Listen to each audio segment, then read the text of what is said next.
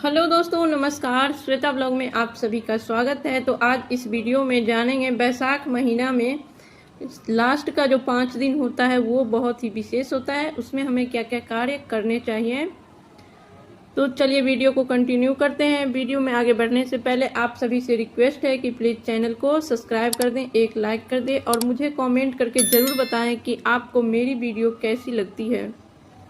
तो चलिए वीडियो को कंटिन्यू करते हैं। जो लोग मान लीजिए कि बैसाख महीने में पूरे मास का स्नान दान का नियम विधि लेते हैं वो तो बहुत अच्छा है, बहुत ही सर्वश्रेष्ठ फल उन्हें प्राप्त होता है। लेकिन जो लोग पूरे बैसाख नहीं कर पाते हैं वो लोग 5 दिन जो लास्ट का होता है मोहिनी एकादशी से लेकर के पूर्णिमा तक वो विशेष होता है। और ये 5 दिन जो है स्नान दान पूजा पाठ का नियम विधि का पालन करके बहुत ही ज़्यादा फल का प्राप्ति कर सकते हैं। बहुत ही कम कुछ करने में बहुत ज़्यादा फल प्राप्त होता है। वैशाख मास जो है बहुत श्रेष्ठ मास माना जाता है स्नान दान पूजा पाठ आदि करने के लिए। और सभी मास में आप देखिएगा एकादशी से पूर्णिमा तक जो होता है वो श्रेष्ठ होता है।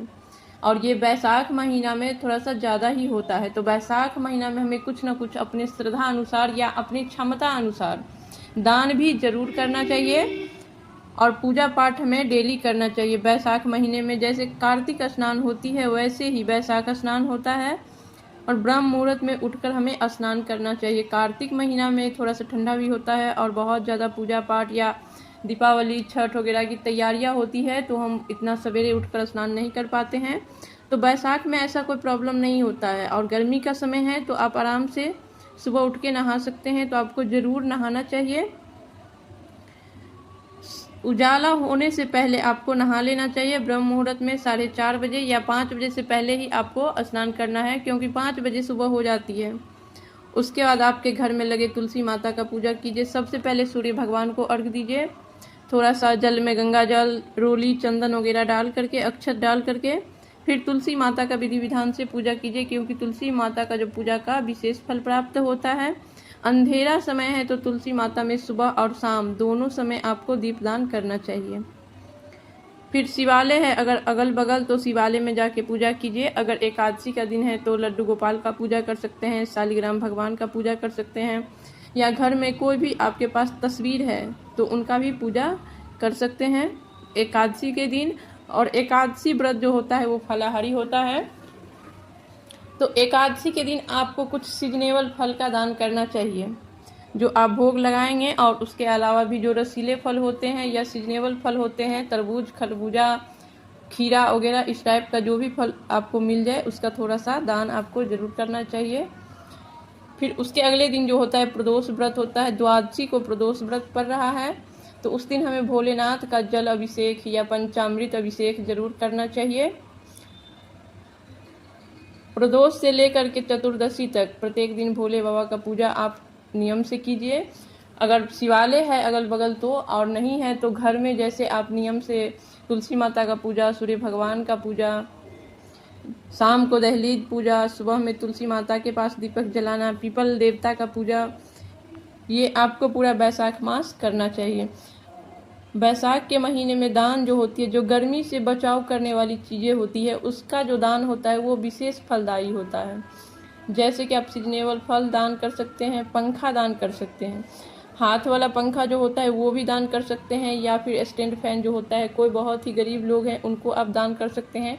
या फिर कोई धर्म स्थल है, मंदिर, धर्मशाला हो गया, तो आप वहाँ भी दान कर सकते हैं। जो बिजली वाला पंखा होता है उसका वहाँ पे लगवा सकते हैं अपने सामर्थ्य के अनुसार। दान का कोई अंत नहीं है, ये अनंत है, लेकिन आप जितना सामर्थ्यवान हैं उस हिसाब से आप दान कीजिए। उसके अगले दिन पूर्णिमा तिथि है और पूर्णिमा तिथि पे अनेकों प्रकार का दान किया जाता है, जिसमें सर्वश्रेष्ठ जो होता है सफ़ेद कलर का दान। शरबत का दान कर सकते हैं, चावल का दान कर सकते हैं, सफ़ेद कपड़ा जो गर्मी के लिए होता है हल्का सूती कपड़ा उसका दान कर सकते हैं।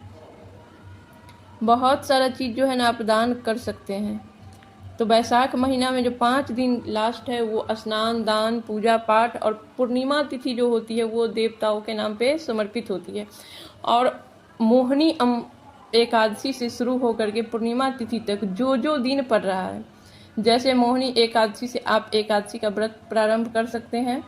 उसके अगले दिन शुक्रवार पड़ रहा है, शुक्रवार से आप वैभव लक्ष्मी का व्रत प्रारंभ कर सकते हैं, या शुक्रवार को संतोषी माता का व्रत प्रारंभ कर सकते हैं, या प्रदोष का व्रत भी आप उठा सकते हैं। उसके अगले दिन त्रयोदशी है, त्रयोदशी का व्रत उठा सकते हैं, और उस दिन शनिवार है तो आप शनिवार का कोई नियम ले सकते हैं, क्योंकि वैशाख मास में जो होता है ना, सभी व्रत प्रारंभ करने का श्रेष्ठ तिथि होती है। तो इसीलिए वैशाख महीने से जो भी व्रत आपको करने हैं उसका नियम विधि उठा सकते हैं। उसके अगले दिन जो है चतुर्दशी है, प्रत्येक माह के शुक्ल पक्ष की चतुर्दशी में आप भोले बाबा का व्रत रखेंगे, जल अभिषेक या पंचामृत अभिषेक करवाएंगे, ऐसा नियम ले सकते हैं। पूर्णिमा व्रत का नियम ले सकते हैं, वैशाख पूर्णिमा से आप पूर्णिमा व्रत का नियम ले सकते हैं, 32 पूर्णिमा का व्रत भी ले सकते हैं। उस दिन से आप संकल्प करेंगे कि हम 32 पूर्णिमा का व्रत रखेंगे। तो ये सभी कार्य जो है वैशाख माह में बहुत ही श्रेष्ठ है, बहुत ही पावन माह होता है वैशाख माह। और इसमें कोई भी पूजा पाठ शुरू करने के लिए, कोई भी व्रत शुरू करने के लिए आपको समय दिन तारीख दिखाने की ज़रूरत नहीं होती है। ये अपने आप में ही बहुत ही श्रेष्ठ माह है, इसीलिए जो भी नया व्रत आप प्रारंभ करना चाहते हैं कर सकते हैं। तो इस प्रकार है वैशाख माह के 5 दिन का नियम विधि।